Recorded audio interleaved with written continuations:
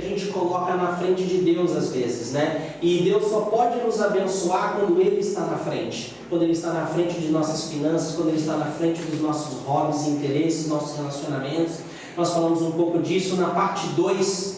Nós também falamos um pouquinho sobre buscar em primeiro lugar o reino dos céus e todas as outras coisas nos são acrescentadas. E a gente gasta muita energia, às vezes, buscando coisas que não são prioridades para nossas vidas e consomem todo o nosso tempo hábil. Se nós invertêssemos e buscássemos o que é mais importante, que é o reino de Deus e a sua justiça, todas as outras coisas que a gente tanto deseja, Deus traz para nossas vidas e nos acrescenta. Se você não teve com a gente, está muito legal a palavra e os exemplos que a gente deu. Foi muito bom mesmo. E hoje eu queria falar um pouquinho do nosso eu, porque muitas vezes nós colocamos o nosso eu na frente da vontade de Deus, né? Eu queria começar com essa ilustração sobre quem dirige o carro da sua vida.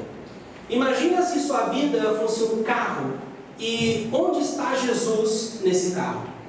Onde está Jesus no carro da sua vida? Bom, muita gente vai dizer... Jesus está no volante, claro, mas nem para todo mundo. Às vezes tem gente que gosta de pôr Jesus na traseira, pôr Jesus ali, lá no porta-malas, né? Jesus, entra aí no porta-malas, eu quero você na minha vida, eu quero você ali presente, mas não quero muito contato não. Você fica aqui, a hora que eu precisar, eu saio, abro o porta-malas, te tiro, peço o que eu quero, depois o Senhor volta, porque eu não quero que ninguém me veja com você. E tem gente assim. Jesus se encontra no porta-mala da vida dele, ou da vida dela. Quando é necessário, ele é chamado, depois entra aí dentro de novo, Jesus. Né? E depois tem gente que fala, não, eu sou mais generoso, eu gosto de Jesus mais perto, então ele está no banco do passageiro. Né? Então, porque eu quero um pouquinho de companhia, né? Quem aqui já pega estrada bastante, sabe quão importante é ter alguém do lado para conversar e manter você acordado, né? Eu gosto muito de ter a Milena quando a gente vai viajar, porque ela fala bastante. Nossa, é muito bom, alguém falando, porque minha esposa dorme, né? E aí eu fico com sono também, né? Então, foi muito legal. As próximas viagens eu vou levar a Milena. Então assim, mas às vezes a pessoa pensa assim com Jesus, né? E Jesus, eu quero uma companhia. E aí, mas pra gente bater um papo, pra você me manter acordado, pra você, né, me servir aqui. Mas as decisões quem toma sou eu. Eu que decido quando vai para a esquerda, quando vai para a direita, qual atalho nós vamos pegar, se vai ser rua de terra, se vai ser de asfalto. A minha vida mando eu só quero a tua companhia, eu quero que tu me abençoe quando eu precisar, e se por acaso eu ficar num beco sem saída, você me acorde. Né? Então, às vezes a gente trata Jesus dessa forma em nossa vida. Em outro momento a gente pode dizer assim, não pastor, poxa, Jesus está no volante da minha vida, Ele é meu Senhor, nós cantamos aqui, Jesus é o Senhor da minha vida. Então assim, põe meu nome lá na banda, tá? Depois eu vou querer participar, fazer o audition aqui, né? O The Voice C3, para ver se eu sou rápido. Acho que eu vou perder.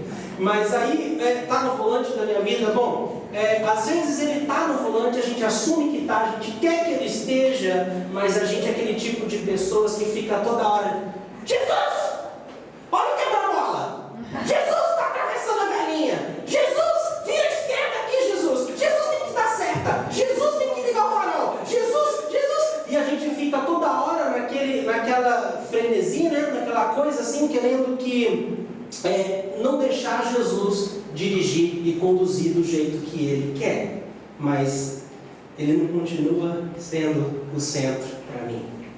Aí Jesus vira à direita de repente. Jesus, por que você virou à direita, Jesus? O caminho era reto. Jesus fala, nós vamos pegar o caminho da generosidade. Não, generosidade.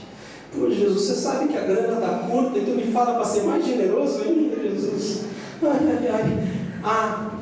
E outra coisa, viu? Depois do caminho da generosidade, nós vamos passar pelo caminho do voluntariado. Adoraria que você se voluntariasse para algum serviço, né? Servir na minha casa, servir na comunidade. Que tal?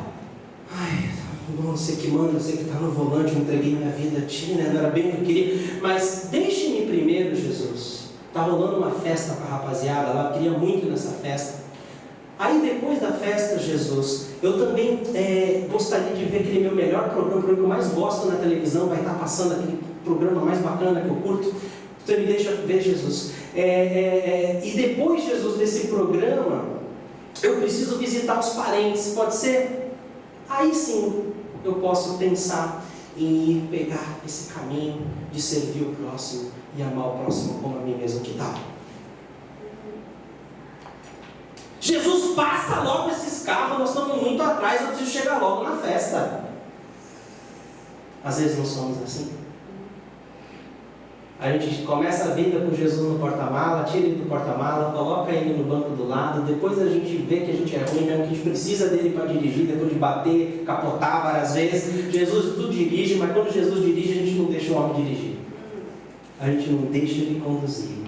A gente fica toda hora ali querendo que o eu cresça. Então, o propósito da palavra de hoje é: qual é o tamanho do meu eu? Porque existe uma síndrome que chama a síndrome do eu grande, ou a síndrome do eu primeiro. A gente vive numa sociedade que é tudo eu primeiro. Quem lembra aqui quem chegou em segundo ou terceiro lugar na última corrida de Fórmula 1? Alguém lembra? Quem foi o... Eu nem está mais na Fórmula 1. Quem aqui lembra quem chegou... quem terminou em segundo ou terceiro lugar na última Copa do Mundo? Aí já está fresquinho, né? E na outra Copa? Agora, a gente sempre tende a lembrar de quem foi o primeiro. E a grande realidade é, numa Copa do Mundo, numa Fórmula 1, no surf, o Brasil ganhou um título de surf que eu fiquei super contente, mas se ele tivesse terminado em segundo, não valeria de nada. Porque nós somos assim, ou você termina em primeiro, ou meu amigo, não, é uma coisa que está embutido no ser humano. E uma coisa interessante, essa síndrome assombra todos nós. Desde a gente, quando a gente é criança, é impressionante a criança, quer tudo na hora que ela quer. Meu filho chega todo, papai, eu quero chocolate. Não, filho, de manhã não pode chocolate, depois do almoço a gente deixa você comer um pouco. Mas eu quero. Aí você fala, não, filho, depois do almoço. Mas eu quero agora. Aí se você não dá, ele começa a bater o pé assim. Né? Quem aqui tem filho sabe como é que é, né? Então, quem tem filho não é assim? Né? Às vezes ele bate o pezinho ali. E às vezes nós, como adultos, nós queremos ser reconhecidos, queremos ser engrandecidos, queremos ter uma autoafirmação, e a gente quer ali alguém que gere uma vitamina para o nosso ego, dê um tipo de reconhecimento para nós. E aí a gente se esperneia quando não consegue. Essa é a síndrome do eu. Mas você não está sozinho, tá? Até os discípulos de Jesus tiveram essa síndrome. A Bíblia fala que uma vez um camarada, o Tiago e o João, um dos 12, né, os dois dos 12, eles chegaram e questionaram para Jesus: Jesus, ó, quando tu chegares no teu reino, na tua glória, eu quero sentar à direita e ele à esquerda. Que tal? Queremos um lugar de honra, queremos um lugar de destaque, né? Então os próprios discípulos de Jesus sofriam dessa síndrome, quanto mais nós. Mas hoje nós vamos focar na história de Jacó. A história de Jacó. Nós falamos um pouquinho sobre Esaú no culto passado, como Esaú trocou a sua herança, a sua primogenitura, por um prato de lentilha, uma gratificação instantânea, né, por uma coisa tão tremenda que era de direito, né? E agora nós vamos falar do outro lado, que é a síndrome do eu primeiro, através da vida de Jacó. Bom, vamos lá. O nome Jacó significa traiçoeiro, aquele que mente, aquele que age traiçoeiramente. Jacó sofria dessa síndrome. Ele começou desde cedo, quando ele ainda era um feto, quando ele ainda estava crescendo na barriga de sua mãe. A Bíblia fala no livro de Gênesis que eles já se batiam, os dois irmãos, porque a sua mãe, Rebeca, ela estava grávida de gêmeos, e era Esaú e Jacó. E a Bíblia fala que dentro do ventre da mãe eles já disputavam. E quando Esaú foi nascer, ele nasceu primeiro, diz que Jacó agarrou o seu calcanhar. Então imagina o parto, né, saindo o bebê e o outro agarrado ali no calcanhar, querendo ir na frente. Então Jacó já sofria dessa síndrome logo no início da sua vida. Depois, quando ele ficou adulto, ele continuava querendo ser o primeiro. E aí ele fez aquilo que nós falamos no culto passado. Ele preparou um ensopado. Quando o seu irmão vinha com muita fome, querendo comer algo, ele sorrateiramente disse para o seu irmão, pegou ele num ponto vulnerável, num momento de fraqueza do seu irmão Esaú, e disse: tá sentindo esse cheirinho? Tem caldo quinora aqui, tá gostoso, tem sazon. Ele ficou com aquela fome, com aquele cheiro do ensopado, e disse assim: come, mas eu te dou, mas eu quero o seu direito de filho primogênito. Eu quero ter o direito à sua herança. Eu quero ter o privilégio de ser o filho mais velho, de ser o primeiro. E aí, papo vem, papo vai, Esaú cede, beleza, do que me serve minha primogenitura, se eu estou morrendo de fome, e ele vai lá e aceita esse prato de lentilha. Então, astutamente, ele conseguiu aí levar vantagem sobre o seu irmão. Depois, onde nós vamos focar um pouco mais nessa história, que está lá em Gênesis capítulo 27, se você puder abrir a Bíblia lá.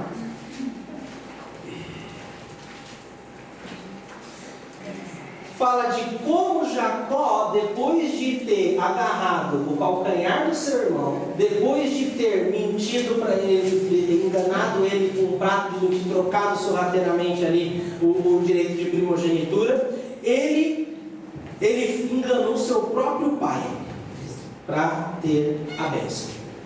E aí o que aconteceu na história? Isaac já era velho de idade, já tinha idade avançada e já estava ficando cego, cheio de catarata, não enxergava mais nada.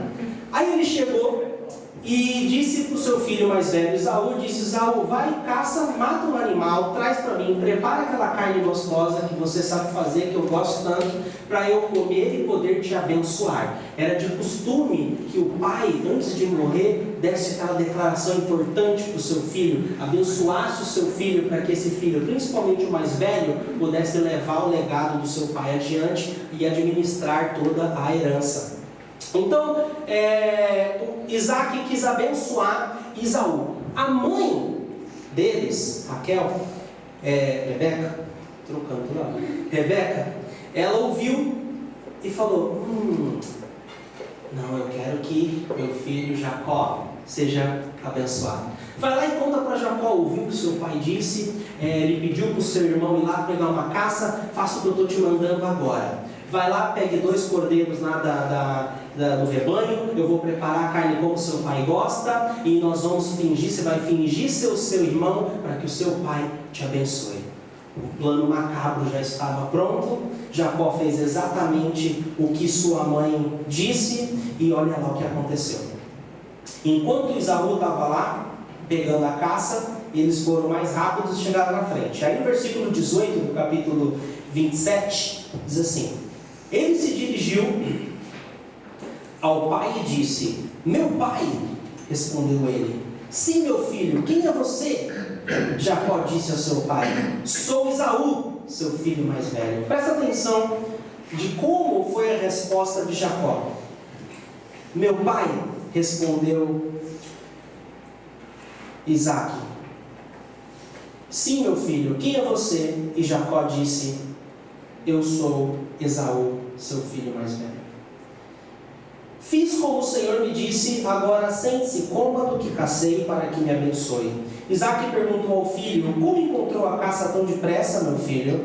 Ele respondeu: o Senhor, o seu Deus, Senhor, o seu Deus, o Senhor, o seu Deus, a colocou no meu caminho. Então Isaac disse a Jacó: chegue mais perto, meu filho, para que eu possa apalpá-lo e saber se realmente você é meu filho Esaú. Jacó aproximou-se do seu pai Isaac, que apalpou e disse: a voz é de Jacó, mas os braços são de Esaú. Não reconheceu, pois seus braços estavam peludos, como os de Esaú, porque a mãe deles era tão esperta que ela pegou uma roupa de Esaú, o cheiro de Esaú, e botou uns pelinhos aqui para o pai se confundir.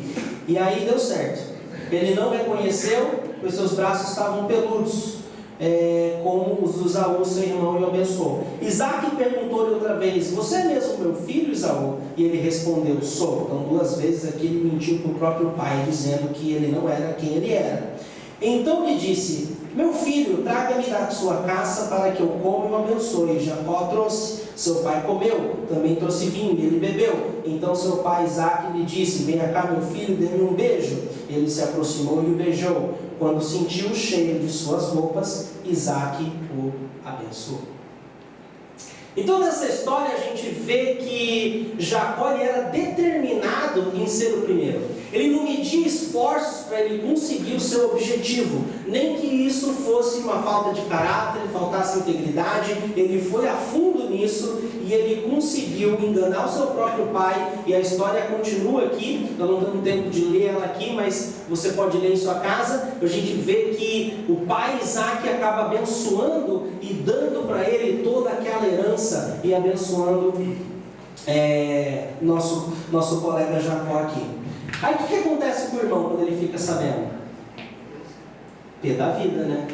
O cara quando nasci, ele ficou agarrando no meu calcanhar. Depois me enganou e me tomou o direito de primogenitura. E agora ele me engana e toma na bênção espiritual, que tem um significado tão grande naquela cultura e também no desenrolar da vida, que é um princípio de Deus. Então Esaú ficou tão pé da vida que ele prometeu matá-lo. Ele ficou tão cheio de rancor que ele disse assim: eu vou esperar passar o luto da morte do meu pai e eu vou matar o meu irmão.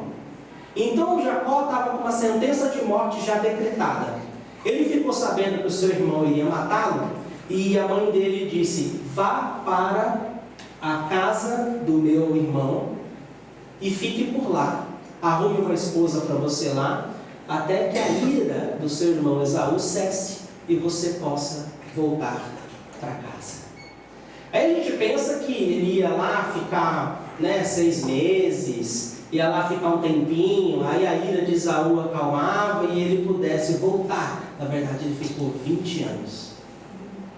20 anos. Mas no caminho para essa cidade, onde morava o seu tio Labão, Jacó teve um sonho, porque era uma jornada, uma caminhada longa, né? Ele dormia no meio do caminho, e ele dormiu e ele teve um sonho. E nesse sonho, ele sonhou com uma escada onde anjos subiam e desciam, e ele ouviu a voz de Deus falando com ele, e ele teve um encontro com Deus. Ele sempre havia conhecido Deus de ouvir falar. Ele sempre ouvia as histórias do seu pai Isaac e do seu avô Abraão. Ele cresceu sabendo de que Deus era um Deus bom, mas ele nunca tinha tido algo pessoal com ele. Mas Deus fez uma promessa a Abraão, fez uma aliança com Abraão, que ele iria abençoar toda a sua descendência. Então Deus já tinha uma aliança com Jacó, porém Jacó ainda não tinha uma aliança com Deus. E nessa história, Jacó, conhecendo Deus através desse sonho, ele disse: Deus está nesse lugar e eu não sabia. E ali ele fez um monumento, enfim, ele fez um voto.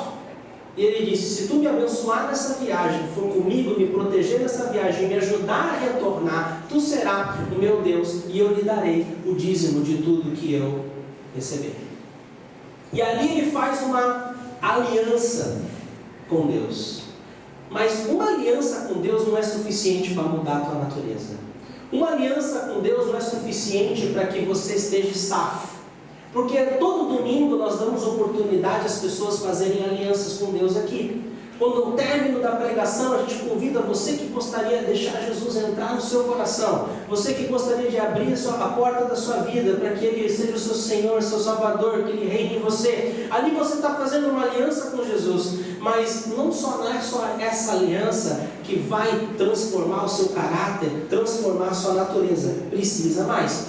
Jacó iniciou ali uma jornada com Deus, e ele chega à casa de Labão, seu irmão.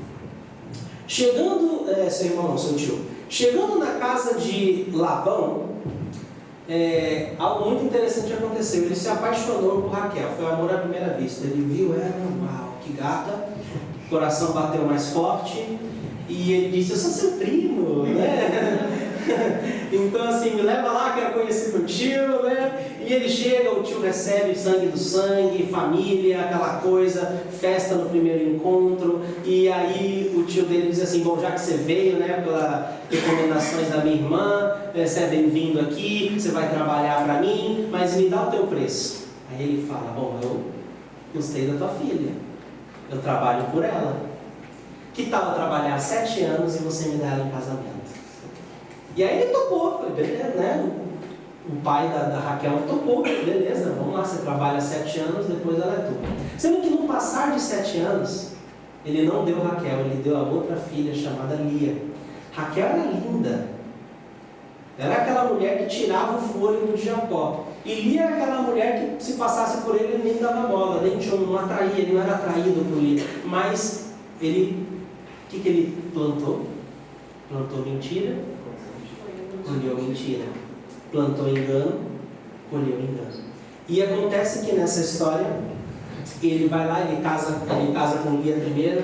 No dia seguinte que ele descobre, acho que botaram alguma coisa na bebida dele que ele nem viu à noite de novo, sei que ele estava com a mulher errada. Ele foi perceber no dia seguinte que ele estava com a mulher errada, foi lá tirar satisfação com o pai da noiva, e aí o pai da noiva disse para ele assim: não, é de costume a gente dar a filha mais velha em casamento, trabalha para mim mais 7 anos, que aí eu dou a outra filha.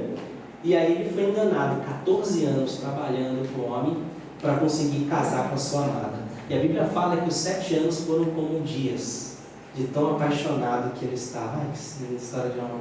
E aí, Gênesis 31, depois de toda essa história, eu estou contando mais para vocês entenderem o contexto.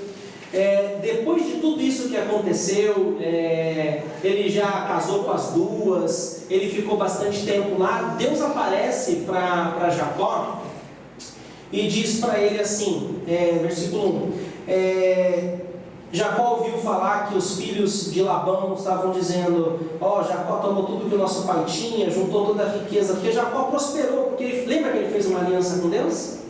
Quando você faz uma aliança com Deus, você pode esperar que venha bênção para a sua vida, né? E Jacó prosperou, mesmo debaixo do mentiroso tio que ele tinha, né? Que o enganava da mesma forma que ele também enganou seu irmão e seu pai.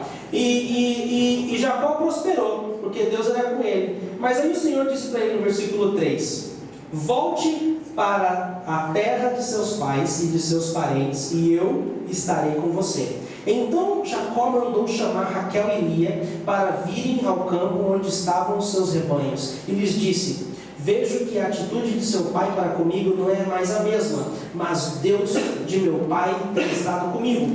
Vocês sabem que trabalhei para seu pai com todo o empenho, mas ele tem me feito de tolo. Quem que gostava de fazer os outros de tolo? Não era ele? Agora ele está sendo feito de tolo, mudando o meu salário 10 vezes. Contudo, Deus não permitiu que ele me prejudicasse. E aqui a gente vê a misericórdia de Deus, né? Deus não permitiu que ele fosse prejudicado, além de ele colher exatamente o que ele tinha plantado. Então Jacó decide em seu coração de fugir, de sair na calada da noite, na surdina, com o rebanho que lhe era de direito, com o acordo que ele tinha feito com Labão, que não dá para a gente entrar nos pormenores aqui. E ele reúne essa trupe, a mulher dele, né, os filhos dele, e começa a sua jornada embora. Labão fica sabendo e vai atrás. Labão o alcança. Jacó foge, e quando Labão o encontra, olha o papo deles. Olha que Jacó diz no versículo 38, do mesmo capítulo 31. 20 anos eu estive com você, suas ovelhas e cabras nunca abortaram e jamais comi um só carneiro do seu rebanho. Eu nunca levava a você os animais despedaçados por feras, eu mesmo assumi o prejuízo. E você pedia contas de todo animal roubado de dia e de noite. O calor me consumia de dia, o frio de noite, o sono fugia dos meus olhos. Foi assim nos 20 anos em que fiquei em sua casa. Trabalhei para você 14 anos em troca de suas 2 filhas, e 6 anos por seus rebanhos, e 10 vezes você alterou o meu salário. Se o Deus de meu pai, o Deus de Abraão, o temor de Isaac não tivesse comigo, certamente você me despediria de mãos vazias. Mas Deus viu o meu sofrimento e o trabalho das minhas mãos, e na noite passada Ele manifestou sua decisão. Então, a gente vê quanto que Jacó colheu, né? Trabalhou no frio, no calor, foi enganado, e ele colheu tudo aquilo que ele havia plantado. Ele tinha essa síndrome de se colocar na frente, mas deu certo. Olha que triste. Ele quis sempre, né, ter artimanhas para se dar bem, ter artimanhas para receber o prestígio, ter artimanhas para receber uma herança que não lhe era cabível, artimanhas para enganar e chegar ao topo. Mas olha como foi a vida dele. Ele teve que fugir. Então, na ausência dele, quem ficou com a herança? Esaú usufruiu. Tudo que Jacó tanto queria, tudo que ele fez para obter, ele não obteve. Ele ficou 20 anos longe, então ele não pôde estar perto do seu pai nos últimos momentos de vida. Isso é tão importante. Eu tive o privilégio de ficar os últimos momentos da vida do meu avô com ele, cuidando dele no hospital. Foi tão especial para mim, tão especial para ele. Eu fiquei imaginando quando eu estava lendo essa história, Jacó não pôde fazer isso pelo pai dele.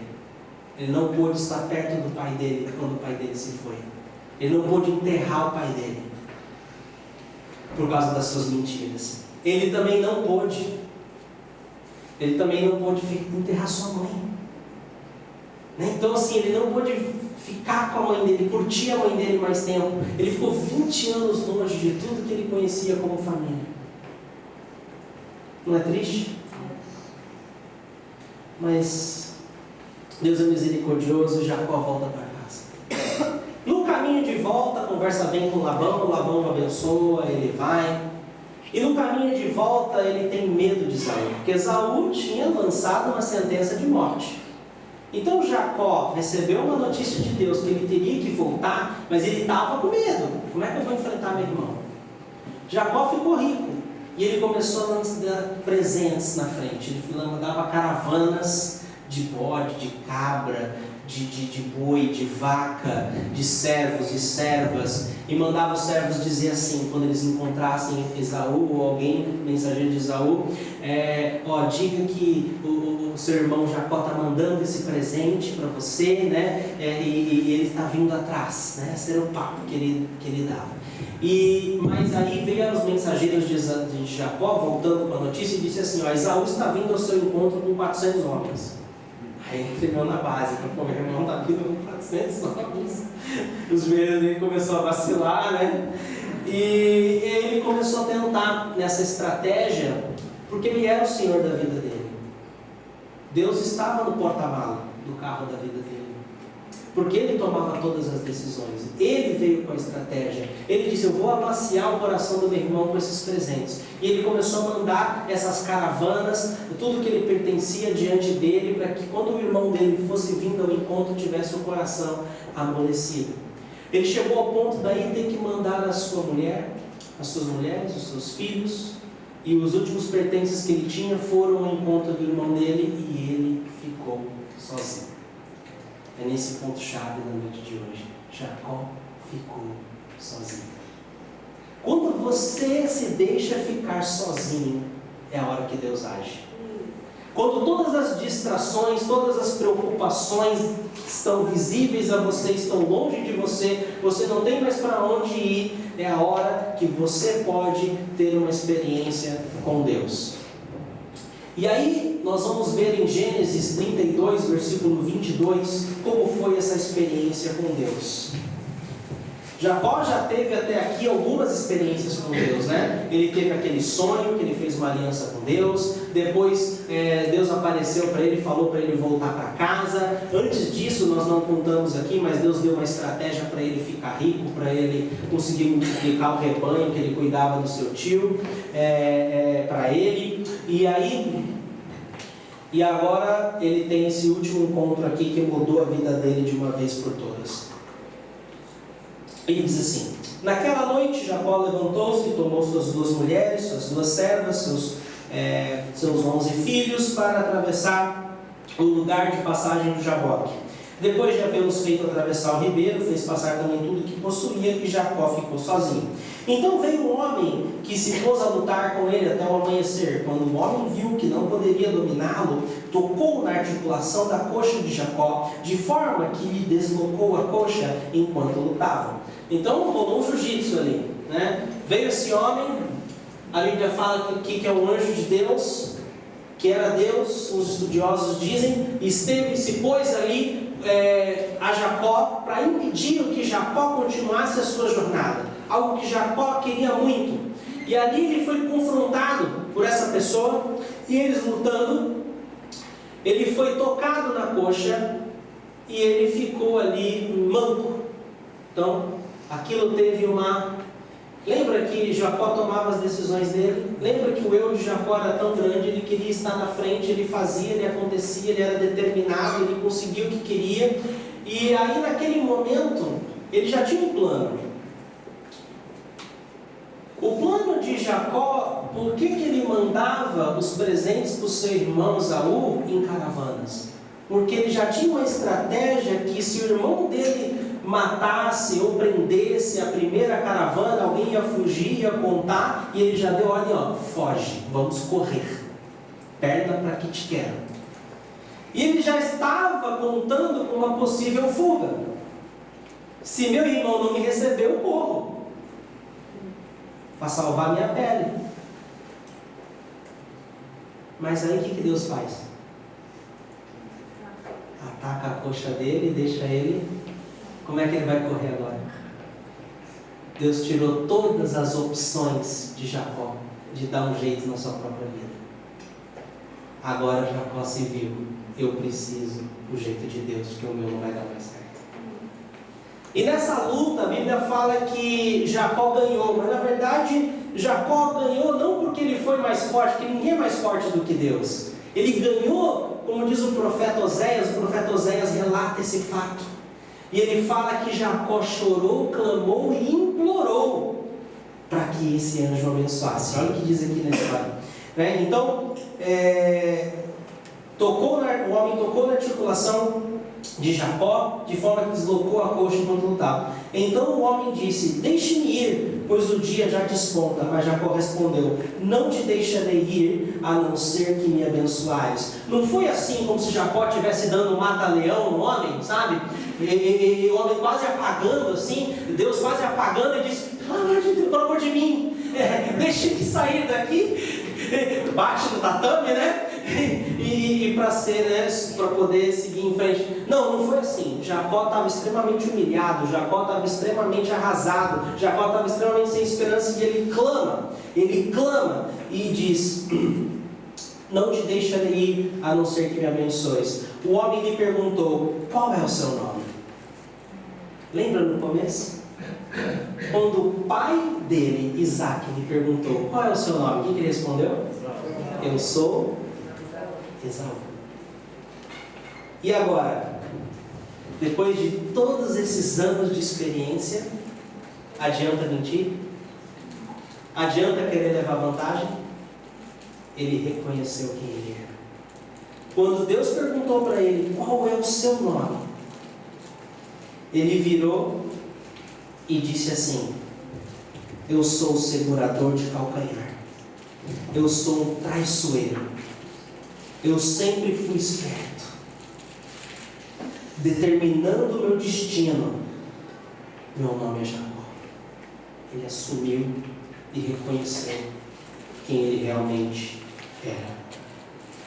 Só quando a gente reconhece quem nós somos, nossas fraquezas, nossas imperfeições, nossas dificuldades, nossos pecados, é quando Deus pode agir e transformar a gente.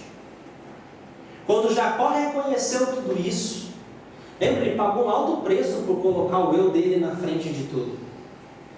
Ele precisou de todo esse processo para cair nesse entendimento.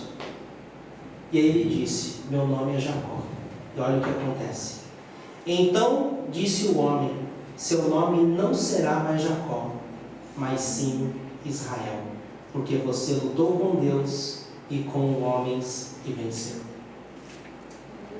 Israel significa aquele que luta com Deus ou aquele que vê Deus. E Jacó foi extremamente abençoado naquele momento em diante, que houve uma mudança na sua natureza, uma mudança no seu caráter naquele momento de entrega.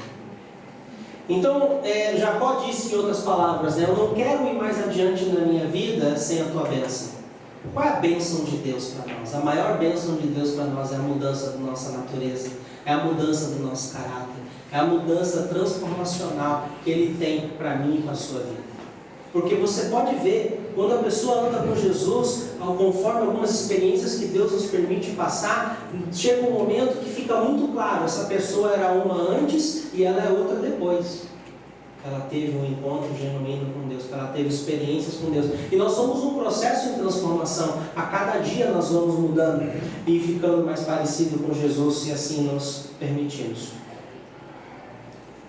Jacó reconheceu que não é mais o centro de sua vida, que não é mais a ele na frente e Deus. Por causa dessa experiência, do reconhecimento que ele teve de quem ele era e de aceitar a bênção que Deus tinha para ele, o irmão dele o tratou com muita bondade, o recebeu, fez uma festa, enfim, e Jacó continuou a prosperar, teve mais outro filho, teve Benjamim, e a história continua fascinante adiante aí. Mas qual é o seu nome? Qual é o seu nome? E gozado que quando a gente vê várias vezes, em várias partes da Bíblia fala Deus de Abraão, Deus de Isaac, Deus de Jacó. Mas às vezes você vê Deus de Abraão, Deus de Isaac, Deus de Israel. Ou seja, Deus nunca esquece da nossa antiga natureza. E também é para quê? Para que a gente também não se esqueça de onde a gente veio. Porque se a gente esquece de onde a gente veio, a gente se torna religioso. A gente se torna exigente com o nosso irmão. A gente perde a graça, a gente perde a misericórdia, a gente esquece, porque Deus foi muito paciente com a minha vida, mas isso foi no passado. Eu não preciso ser paciente com você que está ainda patinando na vida, patinando no pecado, caindo. Deus fala, não se esqueça que você ainda era um Jacó, não se esqueça que às vezes ele ainda tenta surgir aí do nada, igual o Alien, e você vira um monstrinho de vez em quando, não é assim? Eu viro um monstrinho de vez em quando, Então nós viramos monstrinhos de vez em quando. Esse é o Jacó vindo, e o resultado não é bom quando o Jacó domina, mas aí a gente se arrepende, Israel brota e tudo vem palavra de sabedoria, vem a bênção, Agora, uma vez chegaram para João Batista, e perguntaram para ele assim, quem tu dizes que tu és? Olha lá. Esse foi o testemunho de João quando os judeus de Jerusalém enviaram sacerdotes e levitas para lhe perguntarem quem ele era. Ele confessou e não negou, declarou abertamente, não sou o Cristo. Perguntaram-lhe, então quem é você? É Elias? Ele disse, não sou. É profeta? Ele respondeu, não. Finalmente perguntaram, quem é você? Dê-nos uma resposta para que a levemos àqueles que nos enviaram. Que diz você acerca de si próprio? E João respondeu, eu sou a voz do que clama no deserto. Façam um caminho reto para o Senhor. Alguns fariseus que tinham sido enviados interrogaram-no, então por que você batiza se não é o Cristo, nem Elias, nem o profeta? E João respondeu, eu batizo com água, mas entre vocês está alguém que vocês não conhecem. Ele é aquele de que vem depois de mim, e eu não sou digno de desatar as correias das suas sandálias. Olha a humildade desse homem.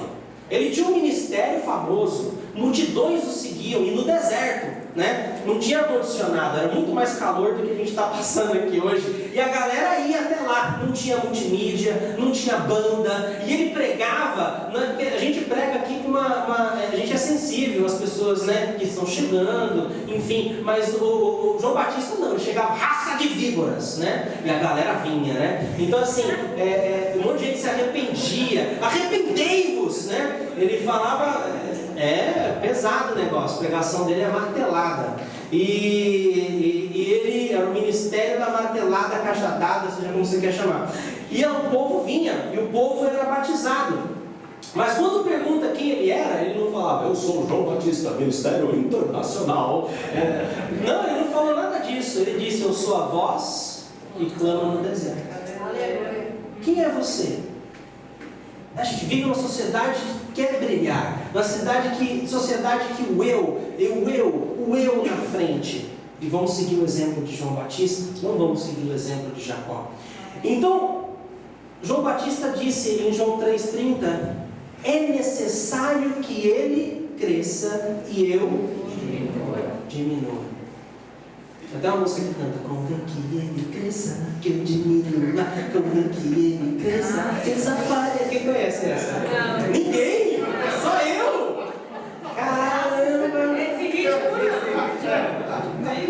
teu olho, teu bálsamo, Deus. Nossa! A gente vai ter um culto aqui, gente, eu não tenho a data ainda, vai ser o culto retrô.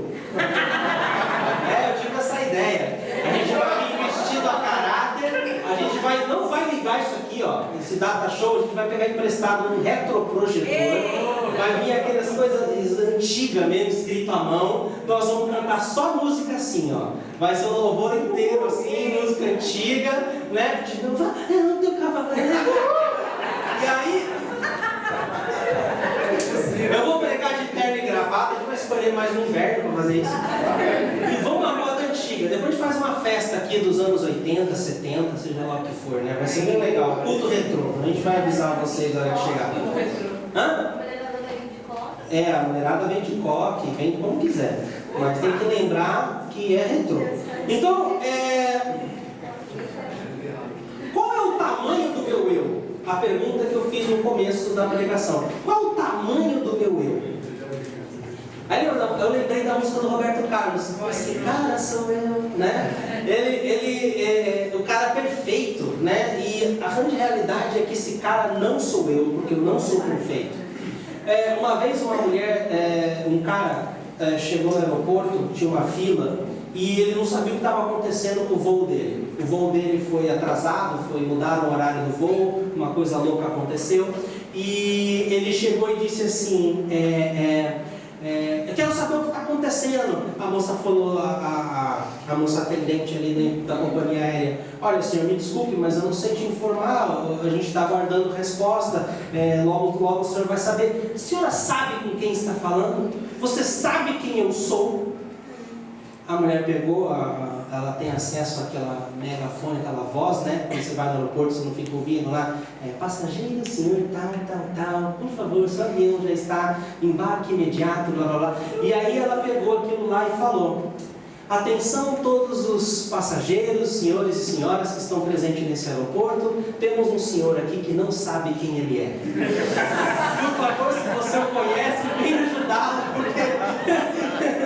Então assim, a gente tem essa síndrome do eu primeiro, do eu grande, e a gente tem que entender que não é a Terra, que não é o Sol que gira em torno da Terra, mas é a Terra que gira em torno do Sol. Deus já fez isso de propósito para a gente aprender que as coisas não giram em torno de nós, é nós que temos que girar em torno das coisas de Deus, amém?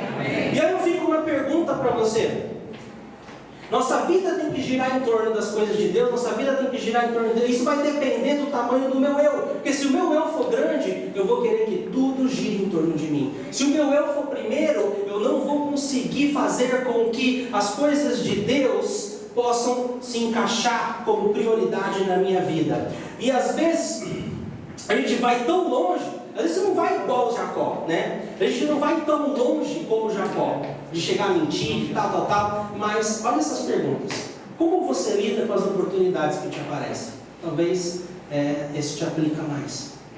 Porque quando o meu eu está na frente, eu penso no meu bem-estar, né? Todas as oportunidades que vão me trazer mais oportunidades de avanço, de sucesso, eu escolho. Então assim, eu falo inglês, minha esposa fala inglês, minha esposa tem uma carreira bacana já, 18 anos, no segmento de logística. Então assim, poderíamos muito bem conseguir um emprego no exterior, tanto eu quanto ela, para buscar uma vida melhor. Poderíamos fazer isso. Para nós, para nossa família, para os nossos filhos, pensando na segurança, pensando no sucesso financeiro, seria a melhor coisa. Mas aí eu estaria tomando uma decisão para o meu benefício próprio. Mas o meu chamado é aqui. Deus me chamou para Santos. Deus colocou o sonho da igreja C3 no nosso coração. E a nossa vida gira em torno desse chamado. Porque quando o meu eu está grande, eu não consigo fazer isso. Quando o nosso eu está grande, eu não consigo colocar o meu chamado na frente, porque a primeira oportunidade de outra cidade, um emprego melhor, eu abandono tudo que Deus me chamou para fazer, para eu receber uma bênção que vai me beneficiar, que nem é bênção, né? E que vai me beneficiar mais. Mas eu jamais aceitaria um emprego por melhor que fosse. Se o Bill Gates chegasse aqui para mim, ou o John aqui, que trabalha numa empresa bem renomada lá fora, está entre as melhores empresas de trabalhar nos Estados Unidos, vai precisar de um ajudante, você vai ganhar lá $100 mil por ano, pacote, carro, telefone, casa. Eu não vou. Porque não condiz com o que Deus me chamou. Como está o seu envolvimento com a casa de Deus? A gente já está terminando. Como está o seu envolvimento com a casa de Deus? Quando eu coloco o meu conforto, o meu eu na frente, eu me envolvo um pouco. Eu chego para Jesus e digo: Jesus, deixe-me primeiro ver meu programa de TV. Deixe-me primeiro ir na festa da rapaziada. Deixe-me primeiro terminar minha faculdade, depois eu te sirvo. Deixe-me primeiro terminar esses projetos, depois eu vejo o que eu posso fazer na tua casa. Deixe-me primeiro. Mas o que acontece numa obra?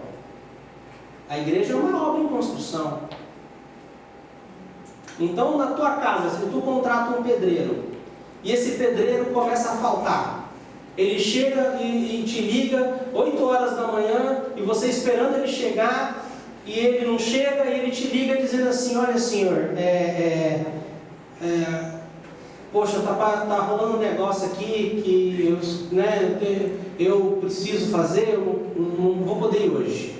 Aí tu fala: tudo bem, não pode vir hoje, tudo bem, isso é compreensível a primeira vez, mas daí na outra semana a mesma coisa acontece, ele falta mais um dia, depois ele não vai no outro de novo, aí ele desaparece, ele fica um tempo sem aparecer na obra. O que tu vai fazer? Tu vai deixar a tua obra inacabada até esse camarada cair em si e sim, ver que ele tem responsabilidade e vir concluir a obra? Tu vai ficar esperando? Tu quer tua casa pronta, não quer? Tu vai contratar outro. E Deus faz a mesma coisa. Nós cantamos aqui mais uma chance. Deus é o Deus das chances, Ele é o Deus das oportunidades. Então, quando você coloca o eu na frente, você sabota o seu chamado.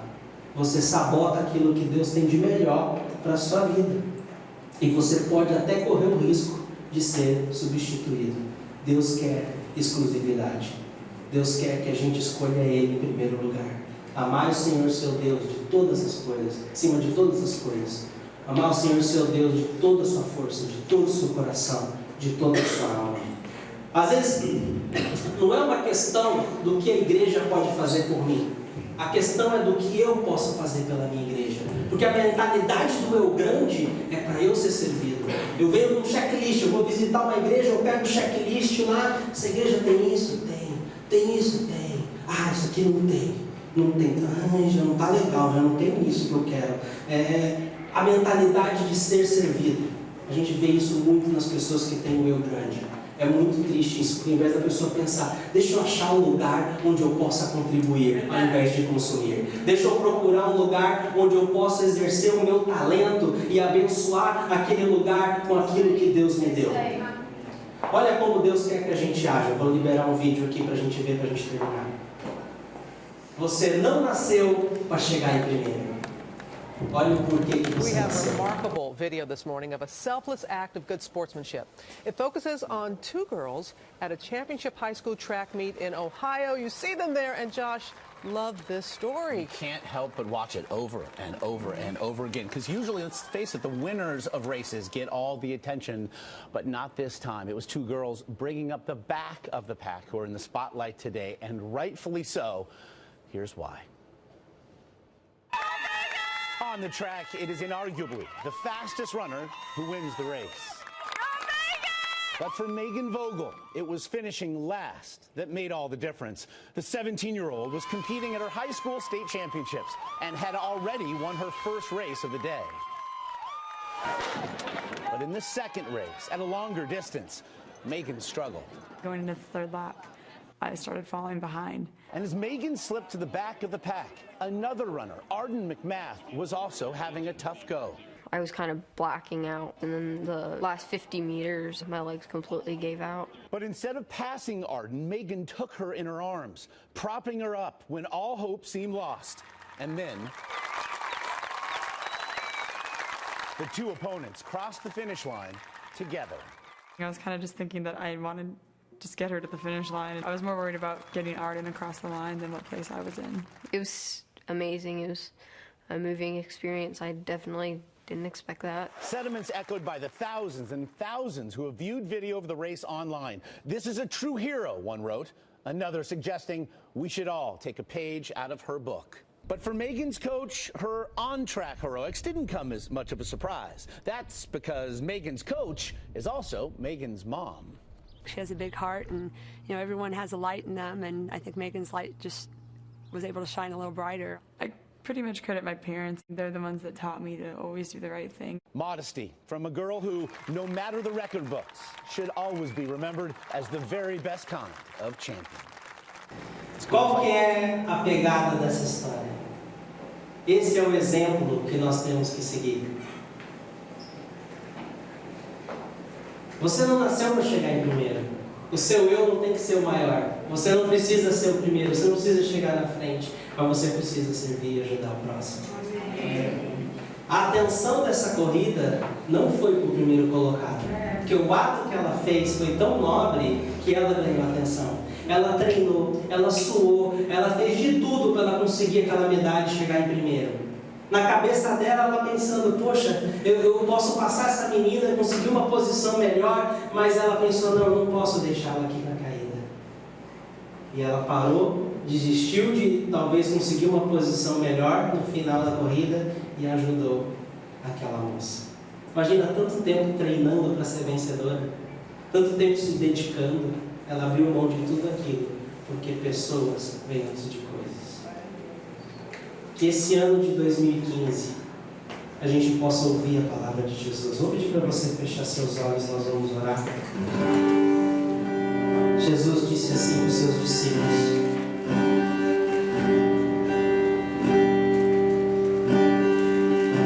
vocês sabem, aqueles que são considerados governantes das nações e os dominam, e as pessoas importantes exercem poder sobre elas. Não será assim entre vocês, ao contrário. Quem quiser tornar-se importante, deverá ser servo. Quem quiser ser o primeiro, deverá ser escravo de todos. Pois nem mesmo o Filho do Homem veio para ser servido, mas para servir e dar a sua vida em resgate por muitos.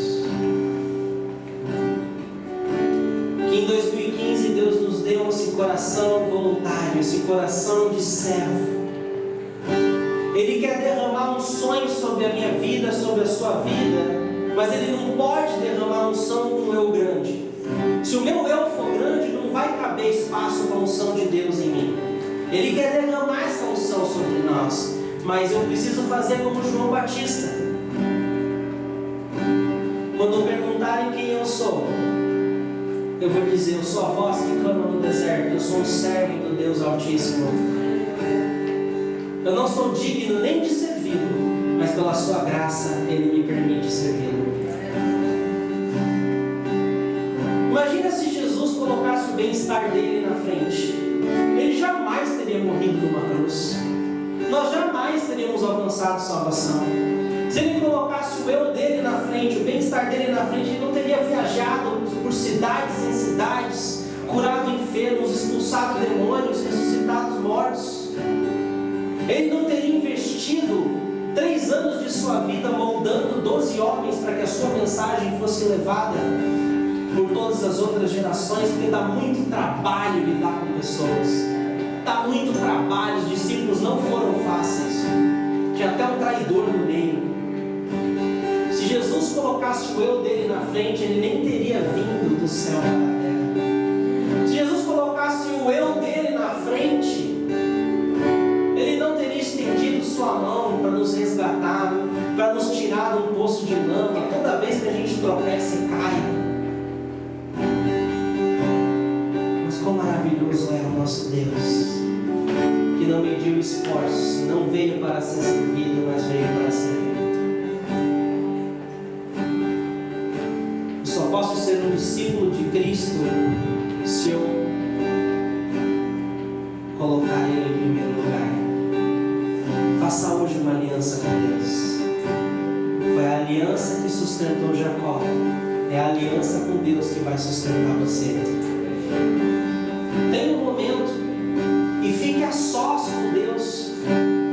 Jacó lutou com Deus, teve sua natureza trocada. Aproveite esse período de jejum, entra no secreto com Deus e fale: Deus, eu tenho esse problema, eu sou assim, eu trato minha esposa assado, eu sou ríspido dessa forma, às vezes eu não sou honesto com uma oportunidade ou outra que me vem, eu poderia estar me doando mais para a igreja, mas eu priorizo outras coisas, eu poderia ajudar mais pessoas, mas eu sou egoísta.